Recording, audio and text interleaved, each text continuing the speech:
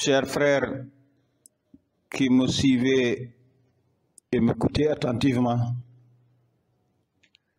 je vous disais que, Inch'Allah, par le vouloir d'Allah subhanahu wa ta'ala et par sa permission, lui le maître absolu de tout,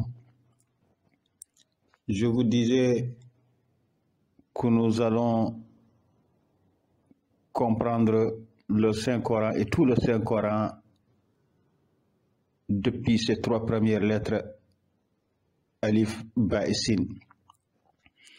Depuis les premières lettres du premier verset de ce Saint-Coran, Inch'Allah, nous allons comprendre tout ce Coran depuis ces trois premières lettres, de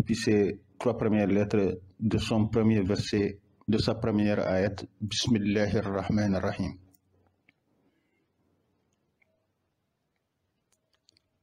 Et nous l'avons déjà vu par les deux premières lettres, Alif et Ba.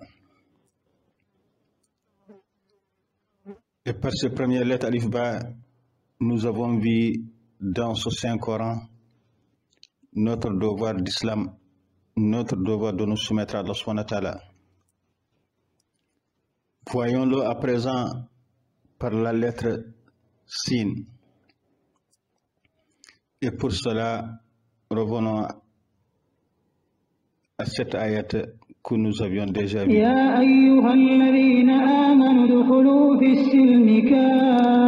cette ayat, Allah subhanahu wa ta'ala nous appelle tous à l'islam, nous appelle tous à nous soumettre à lui. Et cet islam, dans cette ayat, il ne l'appelle pas, il ne le désigne pas par le mot islam, mais plutôt par le mot as-silmi. Et comprenez alors que as-silmi est synonyme de islam.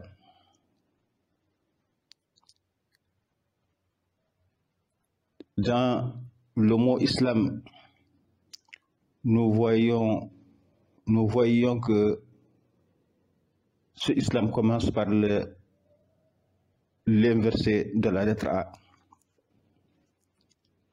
En preuve claire que nous avons le devoir absolu de nous soumettre à Allah subhanahu wa ta'ala.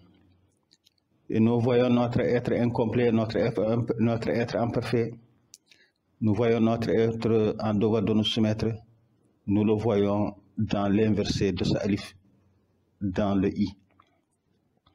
Un devoir que c'est Allah subhanahu wa ta'ala, l'élevé, l'infiniment haut, et celui à qui nous devons absolument nous soumettre. Et par son synonyme silmi, par ce synonyme as-silmi, nous voyons toujours notre devoir absolu de nous soumettre à Allah subhanahu wa ta'ala. Et dans ce silmi, nous voyons que c'est lui le subhanahu, c'est lui le transcendant, et que nous devons, par ce signe, nous soumettre à lui. Et voilà que nous avons amené l'islam par la lettre Sin, par la troisième des trois lettres que nous avons dit, par lesquelles, depuis ces trois premières lettres, nous allons voir, apprendre, étudier et comprendre tout le Saint-Coran. Et depuis ces trois premières lettres, depuis la première, en confirmation depuis la deuxième, et en encore confirmation depuis la troisième lettre du Saint-Coran, nous voyons notre devoir de nous soumettre à Allah subhanahu wa ta'ala, notre devoir d'islam et notre devoir de silmi, notre devoir de soumission à Allah subhanahu wa ta'ala.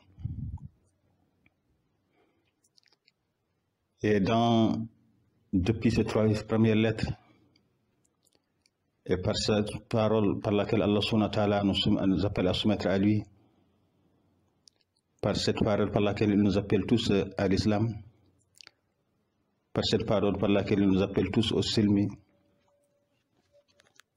nous voyons que l'islam a existé depuis toujours, depuis notre père Adam, depuis les premiers prophètes, et c'est à l'islam qui sont venus tous nous appeler. du premier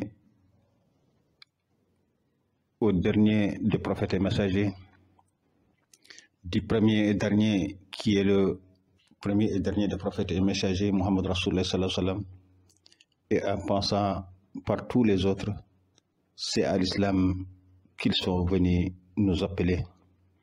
L'islam qui a donc commencé bien avant le premier et dernier des messagers, Muhammad Rasulullah sallallahu alayhi wa sallam.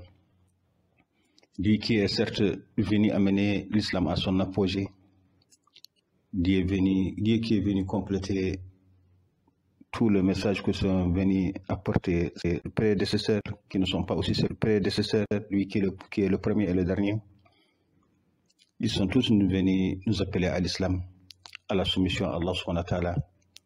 Et dans les ayats qui suivent, dans nos prochaines leçons, dans le prochain verset du Saint-Coran, nous verrons que l'islam a commencé par un processus qui a évolué jusqu'à nous amener à l'islam actuel, à son apogée, qui nous a amené au complet Al-Qur'an al-Karim, qui a aussi commencé par d'autres livres venus d'Allah subhanahu wa ta'ala, le Tawrat, Al-Zabur, l'Injil, jusqu'à le Coran qui est venu abroger et compléter tous les livres qui précèdent venant d'Allah subhanahu wa ta'ala. Comme ces messagers sont venus chacun abroger ce qu'a apporté son prédécesseur, abroger et compléter jusqu'au final et complet et parfait livre Al-Qur'an al-Karim, dans lequel tout est, jusqu'à l'islam final, la première et la dernière des religions, celle qu'Allah subhanahu wa ta'ala accepte auprès de lui comme religion.